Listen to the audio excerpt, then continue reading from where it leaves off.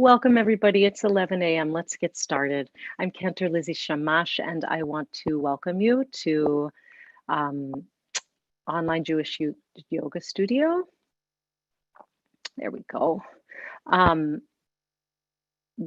We have many first timers today, or back to yoga, first timers with us, or back to yoga, some beginners. So welcome to you, most especially, of course, to everybody. But thank you for joining our community and being a part of it. We really hope you like it. It's special to us.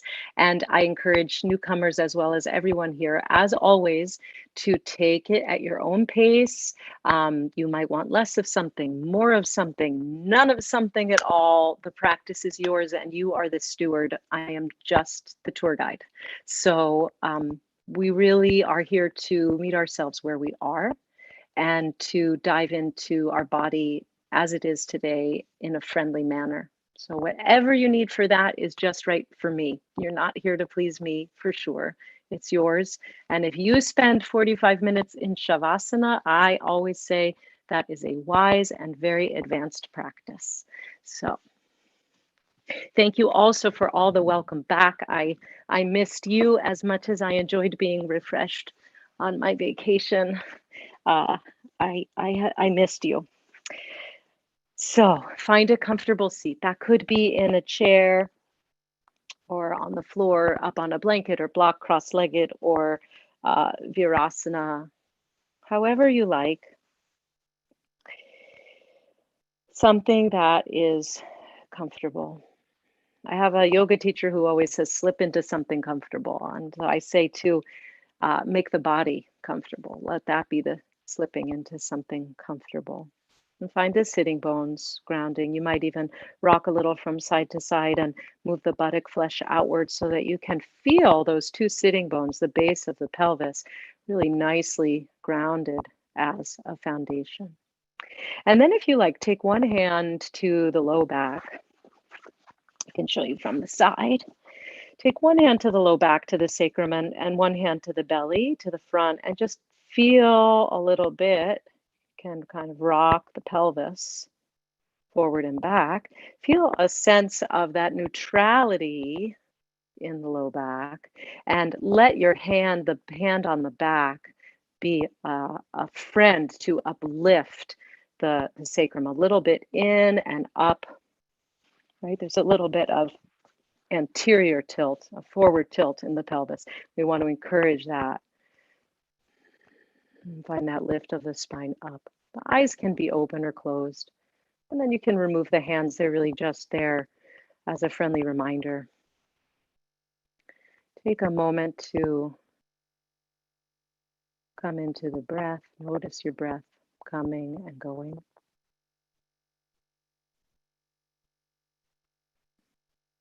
A moment to actively release anything that's come before this moment on this day. Just put it over to the side, whatever you have been up to so far. With the mind, with the heart, we make a clearing for this space to arrive, to land.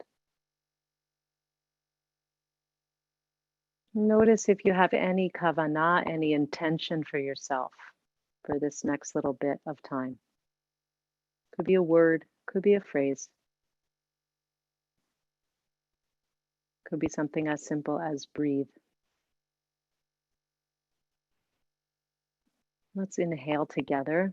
And as we exhale, take the right ear to the right shoulder. Let the head be heavy. Let the ear drop to the shoulder and let the shoulders also drop. Feel those shoulder blades sliding down the back.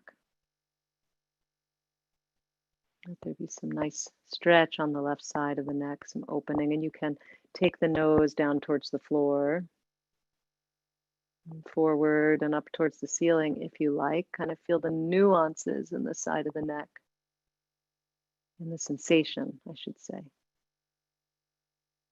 in the side of the neck as you do that. And come back to neutral and inhale, lift up to center, exhale, let that left ear drop to the left shoulder. Let the right shoulder be heavy, especially that right shoulder. Let the head be heavy. And feel the length of the neck. And then again, you can play with the nose coming down towards the floor, towards the left shoulder, and up towards the ceiling. Go slow. If there's anywhere you just want to stop, to pause and to breathe, a place that feels juicy or holds something, stop there and breathe into it. So right away in our practice, just becoming attuned to this question, what do I need today? Not as an intellectual exercise, but from the inside. And come back to center and inhale the head up. Let's take the shoulders up and back and down. We can coordinate this with the breath, inhaling the shoulders up towards the ears and exhaling as we draw the shoulder blades together toward each other and down the back. A couple times like this in your own breath.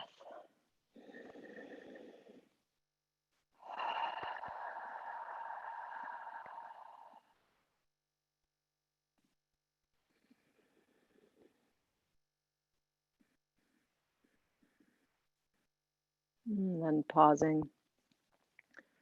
Just noticing if there's any change in the width of the collarbones, in the length of the neck, the distance between the ears and the shoulders. Take those right fingertips and tiptoe them out to the right. Walk out the fingertips. Notice any sensation that arises in the shoulder, in this upper quadrant here of the chest and the arm. And then with an inhale, let's inhale the left arm up. Depending on what your shoulder will allow, it might just be shoulder height. It could be on the diagonal. Pause at the diagonal and find that wingspan from the center, from the two collarbones out to the fingertips. Feel like you're Nureyev or Baryshnikov, some, beautiful dancer, beautiful wingspan here. Let the palm face towards the floor. And then let's turn the palm gently to face forward. Notice any change as you make that external rotation through the shoulder. How is that for you? And possibly turning the palm up towards the ceiling. So again, you can play with this, kind of back and forth a little bit. Lots of choices, lots of options here. You may want to now bring the arm up and over. See where you want to be today.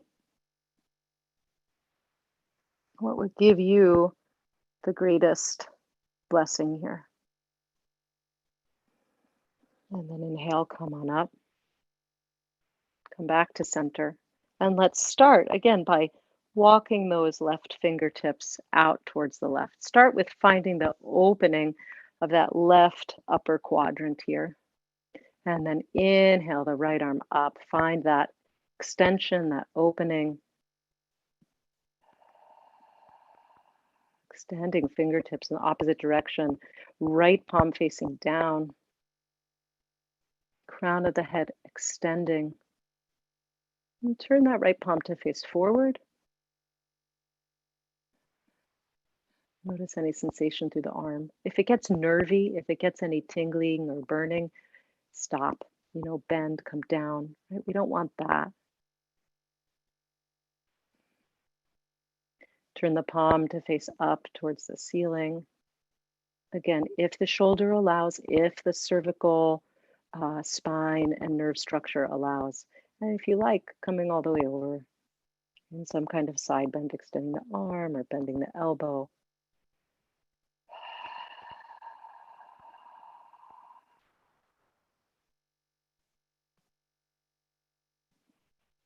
Just taking a little inventory. How am I doing today? What do I need? And then inhale to come up, back to center. Inhale and lift through the rib cage, the torso, the spine. And as we exhale, take a spin to the right. It could be really small. You could just sort of start to walk the fingers forward and back. You could take a little more. You might take that left hand to the right knee. Walk that right hand further behind you. Just see where you want to be today in this twist. Keeping head, neck, and gaze in line with the rest of the spine.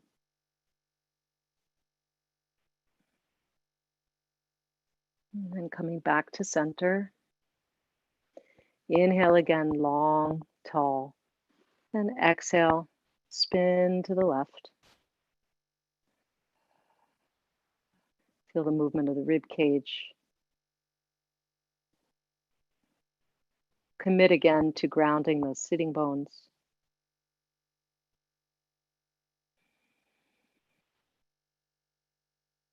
And then release back to center. I'd like to share a little bit of teaching today on Parshat Re'eh. You can remain seated. You can keep eyes open or closed. You could lie down if you prefer, in constructive rest position, perhaps. Just lying down, letting your back body settle into the mat. If that feels more comfortable for you. So here we are on the 24th of Av. And we soon move into Elul. And by the way, I hope you'll join us for the Shofar project coming up in the month of Elul. And I'll remind you again at the end of class. So Parshat Re'eh begins with this bold statement. Re'eh, see. Anochi noten lifnechem hayom bracha uklala.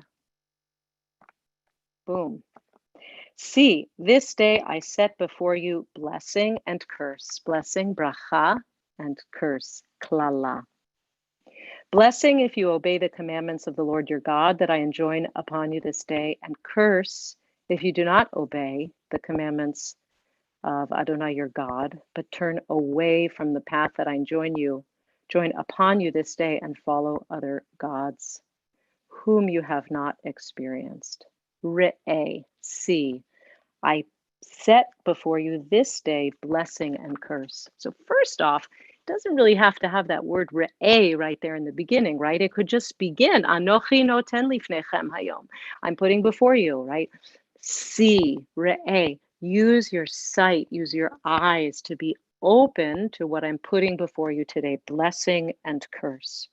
And then it goes right in to explain this ritual that should be accomplished upon crossing the Jordan and entering the land. And Alan Liu of blessed memory explains it beautifully. I'm on page 66 of his book. This is real, and you are completely unprepared. But this journey through the days of awe. Rabbi Liu tells us, as the Israelites crossed the Jordan River to enter the promised land, they staged a dramatic pageant. They wrote the word of God on 12 great stones and placed the stones on the peak of Mount Gerizim. So you can kind of picture in your mind's eye Mount Gerizim over here. Half of the nation of Israel stood on the slopes of Mount Gerizim, and the other half stood on the slopes of Mount Eval. So you have two mountains and a valley in between, right? And half the Israelites on one side, Har Gerizim, and half the Israelites on the other side, Har Eval. Standing in the valley in between the two mountains, the priestly tribe, the Levites, faced Mount Gerizim, right, where those stones are. And intoned a series of blessings, of brachot. And all the people on both sides would say Amen. And then the Levites in the valley faced the slopes of Har Eval and intoned a series of curses. And all the people said again, Amen. It goes on to say the message of the ritual was clear. The will of God is present in every moment. Every moment contains the capacity for good and evil, life and death, blessing and curse, and everything depends on your choice. Look, Re'eh, I call heaven and earth to witness against you this day that I've set before you life and death, the blessing and the curse. Therefore, choose life so that you may live. That's not here in this bit of portion, but it's coming again and again. Moses repeats in the ringing peroration to the book of Deuteronomy. So Alan Liu says to us, we learn a number of things from this, right? Our lives literally depend on this choosing, this blessing and curse.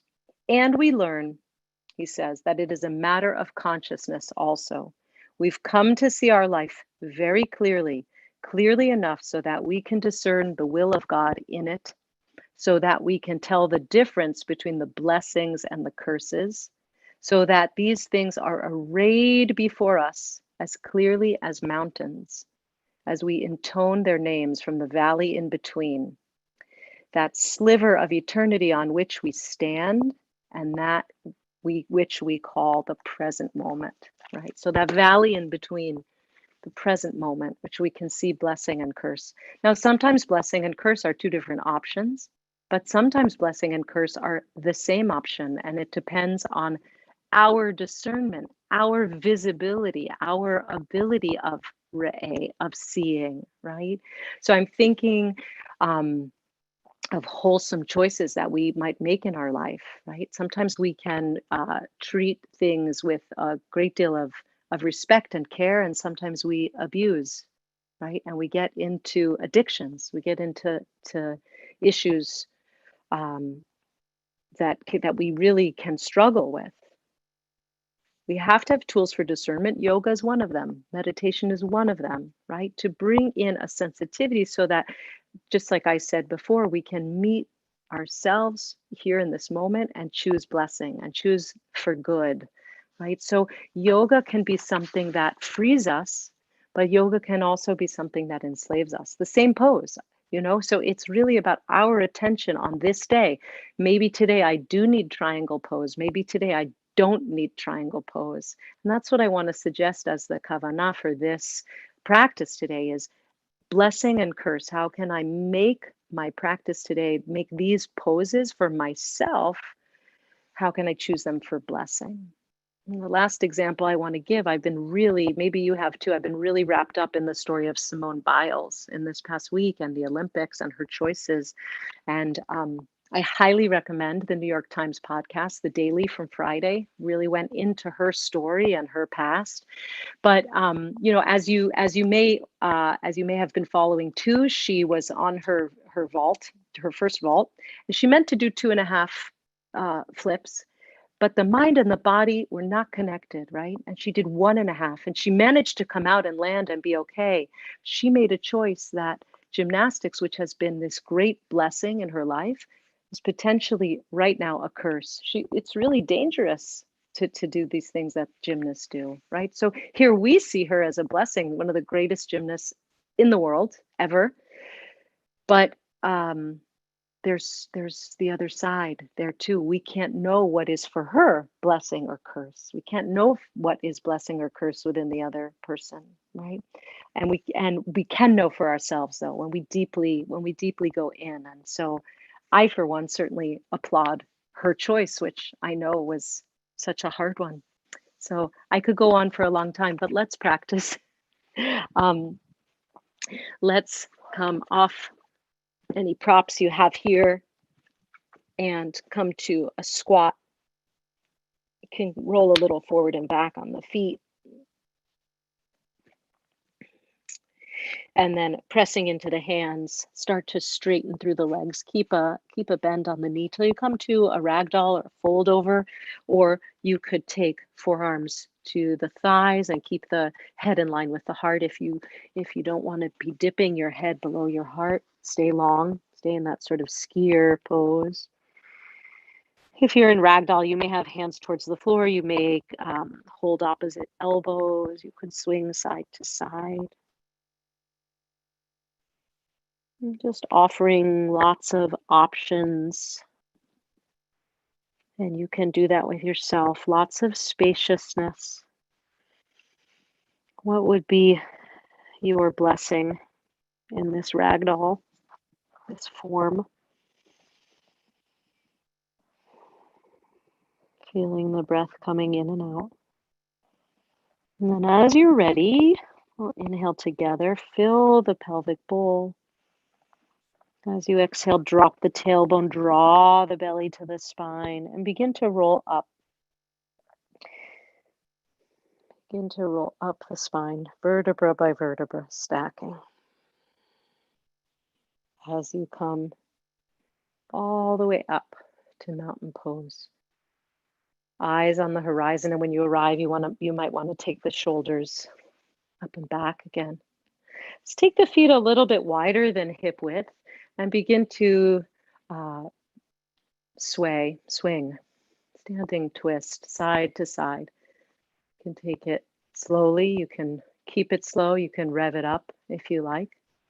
And if you'd like to coordinate the breath, we exhale as we come to each side.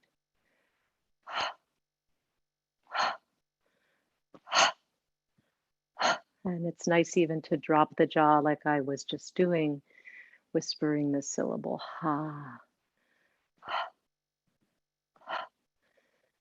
And if that makes you dizzy or doesn't feel like an easy coordination, don't worry, don't bother, no problem.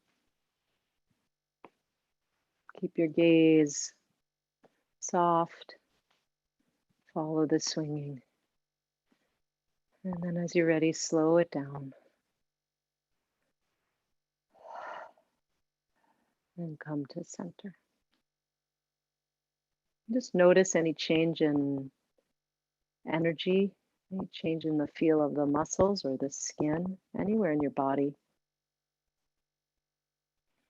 What do you notice? Let's take the hands to the hips and just begin to slowly rotate the hips as if you're going super slowly in a hula hoop contest.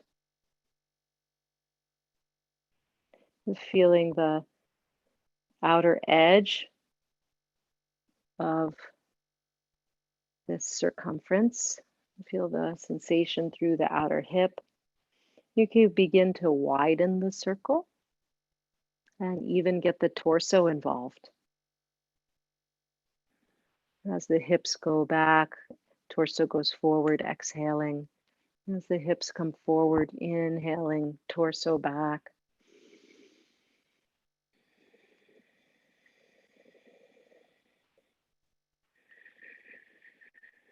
So I'm offering suggestions for coordinating breath and movement, but quite honestly, sometimes they're more confusing, and for some people, they might not work or feel very frustrating. So please, again, just take it as you need it. You don't have to follow that. It's just a suggestion. Then as you're ready, bring it back to center and start to go the other way, starting slowly at first. Just feeling that outline of the hips.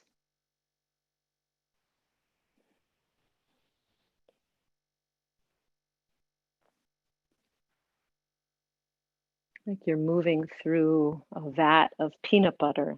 There's something gooey there. And then start to widen. You might involve the torso.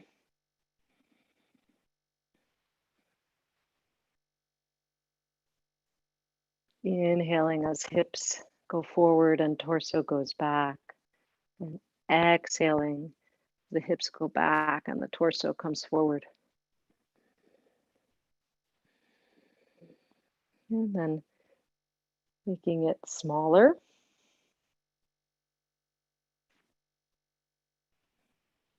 And coming back to center. We're going to take triangle pose. So get your prop ready. That might be a block, might be the chair behind you. Take the legs wide. We'll turn the left toes in and the right toes out. Right? And we want to see that the front heel is in line with the back arch. Good. We'll take the hands to the hips to start and just begin by shifting the hips side to side.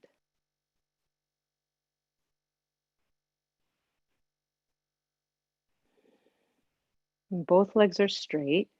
We're kind of just on this this one plane here, right? We were going around in circles before, but now it's just side to side. So really dropping that right hip over towards the left and then coming back.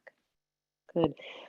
Come back, pause. Let's really ground the feet, plant the feet, find the four corners of both feet, inner, outer heel, mound of the big toe to the mound of the little toe.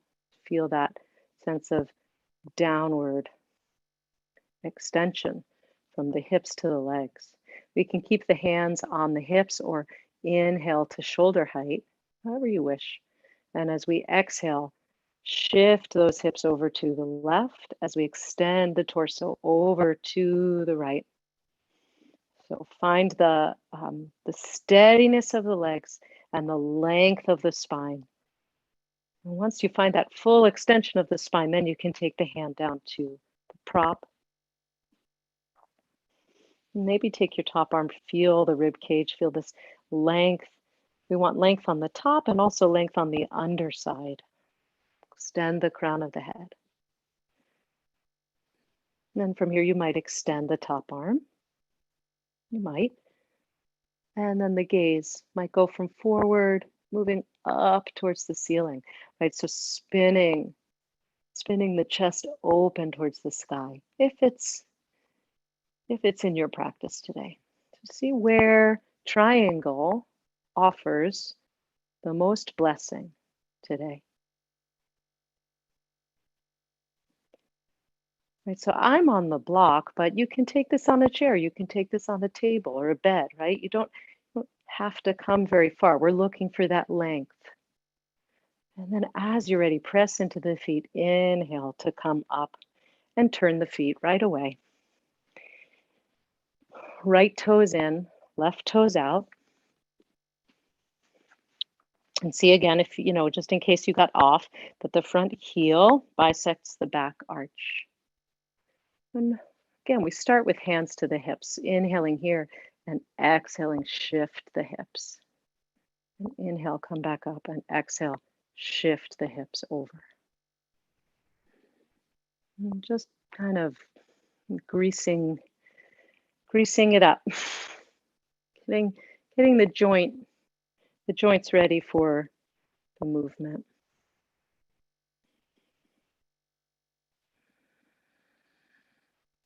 And inhale back up to center, staying there. Hands can stay on the hips, or we inhale to shoulder height, whichever you wish. And then as we exhale, shifting the hips, lengthening through the torso, through the spine. One line from the tailbone to the crown of the head. Feel that length, opposite directions. When you find that maximal extension, then you'll find your prop. And play with the feet moving down. Find that extension again, tailbone to spine. If you like, the top arm is coming up and the spine starting to spin up towards the ceiling. Gaze. Right, so it's not just coming from the eyes or just from the neck, but that spin really comes from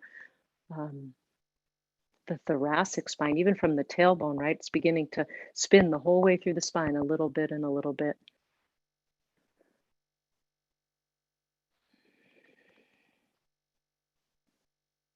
And then as you're ready, press into the feet. Inhale, come back to center. Beautifully done. Let's walk the feet together. We're going to take tree pose. So if you'd like for balance, you can have hands on the chair, hand on a wall. You can have your whole back to the wall. And I also want to suggest that you can balance a foot onto the block if you like that option. Always possible. So the same external rotation action that we have in triangle is exactly what we're doing in tree. We're taking the same action through the hips and we're applying it to a balance pose. So let's come over to rest into this right foot as the trunk, as the foundation, and then begin to turn out the left hip. We place it either on the floor, maybe on a block, right? Or ankle or calf or further up the thigh. Do not place your foot ever against the inside of the knee. You never want to put pressure there. So see what's right for you in tree pose today. Find your bracha and not klala. Where does tree pose give you blessing? And it always could be different than yesterday, last week. And then see, where do the hands want to be? Maybe at the heart, maybe wide for a little more help with balance. You might want to take the arms up. See what what your tree pose, your perfect tree pose, and by perfect I mean feels perfect from the inside. What would that be for you today? Pressing leg to foot, foot to leg, allowing that pressing together to let the heart rise, the crown rise. And as you're ready, release. Give it any kind of shakeout you need. And then let's find the blessing for the other side. So shifting the weight over to the left leg and turning out the right, and see where you want to be. And again, just no pressure directly against the kneecap. You never, never, never want to do that. To find your tree pose here, see where the hands want to be, the arms. Keep the gaze gentle and steady. Keep the breath gentle and steady. Just meeting yourself right here. Is this the easier side or the harder side today?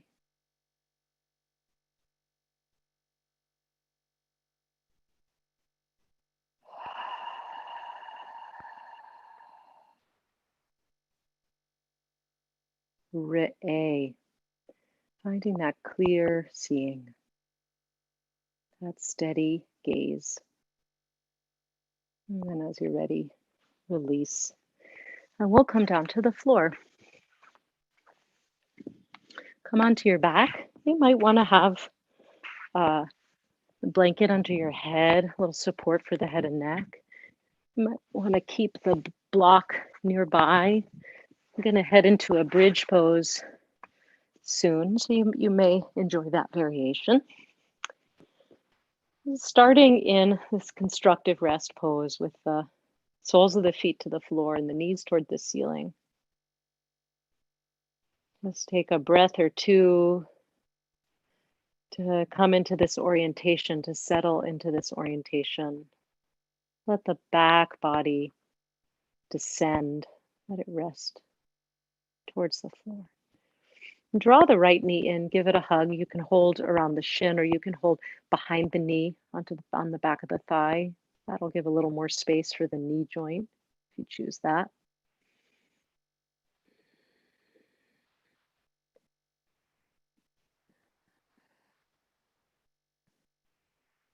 You can roll the knee a little bit in and out. Give that hip a little bit of movement through the joint. And then as you're ready, extend that right leg up towards the ceiling. Clasp behind the right thigh. Give the right foot a little pointing and flexing.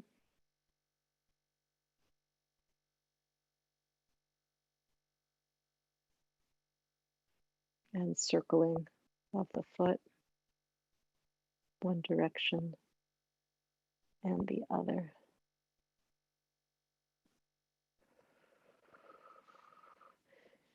Extend that foot up as if you could stand the right foot onto the ceiling. And then point the toes. Engage your abdomen. Draw your navel towards your spine. And as you exhale, lengthen the leg towards the floor as if somebody's pulling on your toe. Lengthen slowly, slowly, slowly, slowly. Keep the abdominal muscles engaged, corseted to support you as you come down. And when you get to the floor, shake that out a little bit. Bend the knee, place the sole of the right foot again onto the floor. You just pause here. Integrate that little bit of movement. Allow that to integrate into your nervous system. Take a little scan for sensation. Right hip to left hip, right leg, left leg. How you doing? And let's hug the left knee in towards the chest.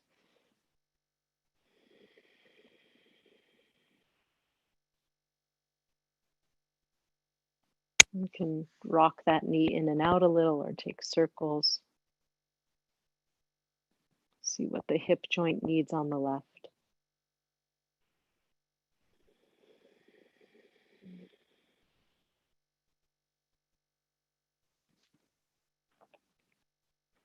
And then as you're ready, extend that left leg up towards the ceiling. And you can keep that right knee bent, or you can extend the right leg long on the floor, whichever you prefer. Give that left foot some pointing and flexing.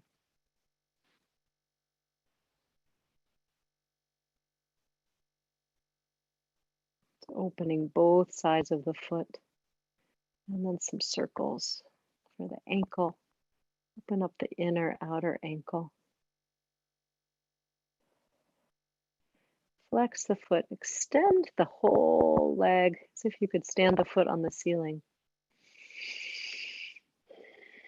And then point the toes. Draw the navel to the spine to support your low back. And slowly, like tiny, tiny movement. Slowly take that left leg away from the body towards the floor. Really as if somebody's giving a pull on your 5 toes, extending them long.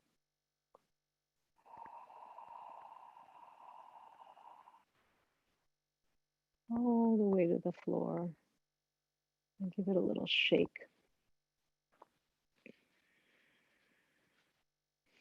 Good, and then bend the knees. We're going to come towards bridge pose. You have lots of options here.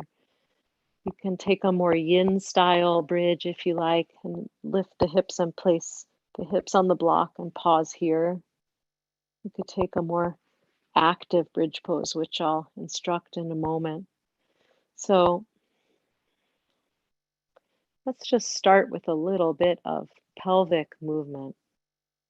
As you inhale, allow the lower back to lift off the floor a little bit as the tailbone goes towards the floor. And as you exhale, press that low back into the floor, belly to spine, tailbone moves up towards the ceiling. So inhale, a little bit of arching, just like we did in the sitting in the beginning of class. And exhale, a little bit of curl to that low back.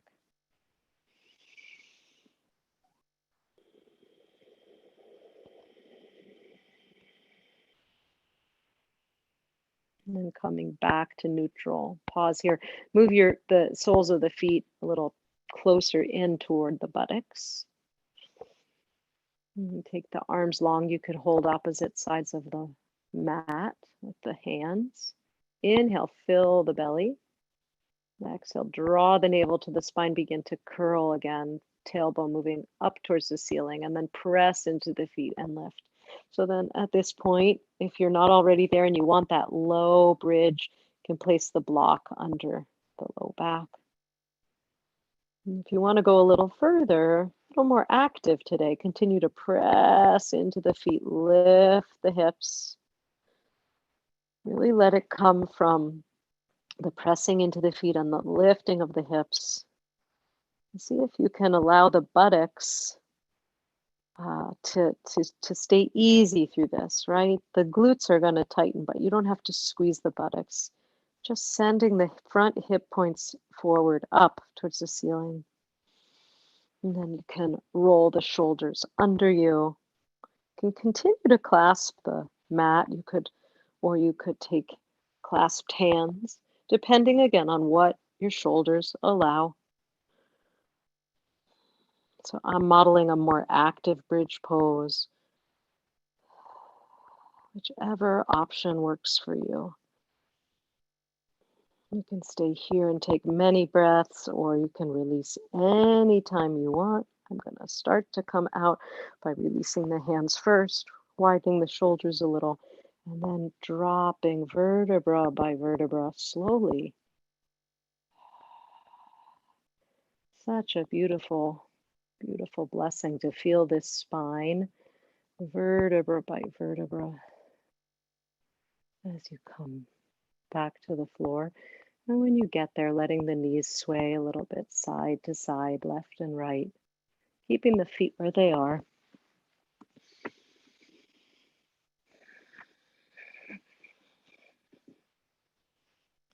Take anything you need to ease out the low back. Could be this swaying, it might be hugging the knees to the chest.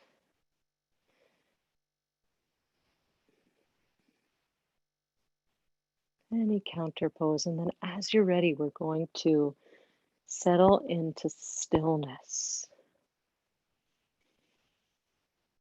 And that could be classic final relaxation, extending the legs long with the palms facing up, arms by the sides. You might want to take those blocks or blanket roll under the knees for support. That's an option. And then I want to offer something new, which you might try today. It's a version of constructive rest here, where you take the feet to the outer edges of the mat. So the outer edges of the feet at the outer edges of the mat. Allow the knees to draw in toward each other. You could place a block between the knees. And then with the arms, make a hug. Cross elbows. Let the shoulder blades widen out a little bit side to side, and just let the arms rest across your body in a hug. So this is yet another option.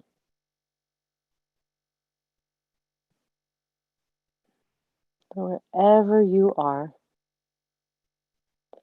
choose the blessing. Choose Mount Gerizim that you need.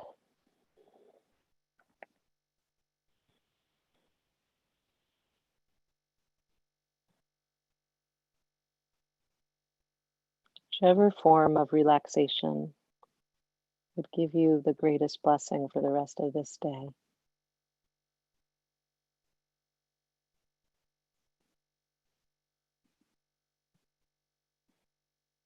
Surrender the effort.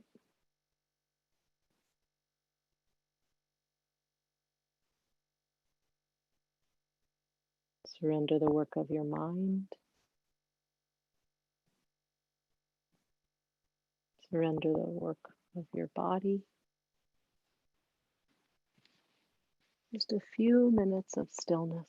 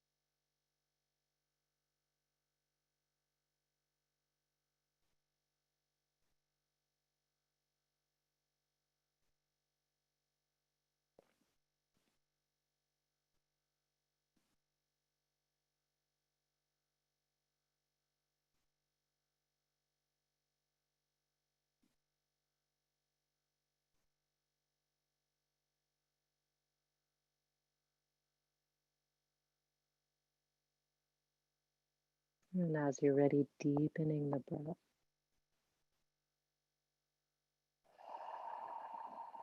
Wiggling the fingers and the toes.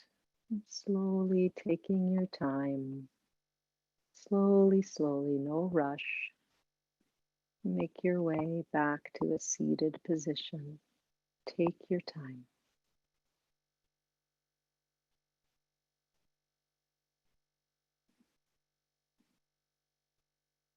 we learn that it is a matter of consciousness.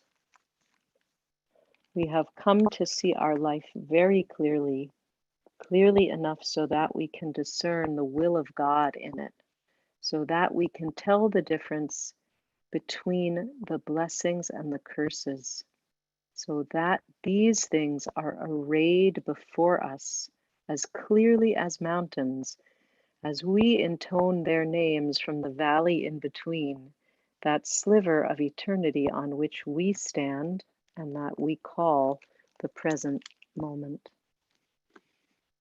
And taking a moment to take one hand to the belly and one hand to the heart as a khatima, as a seal on our practice today.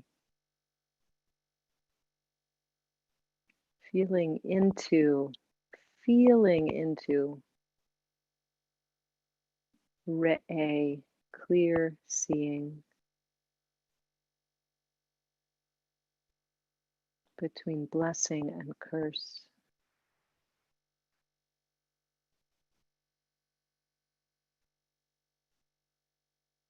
Feeling the belly and the chest rise and fall.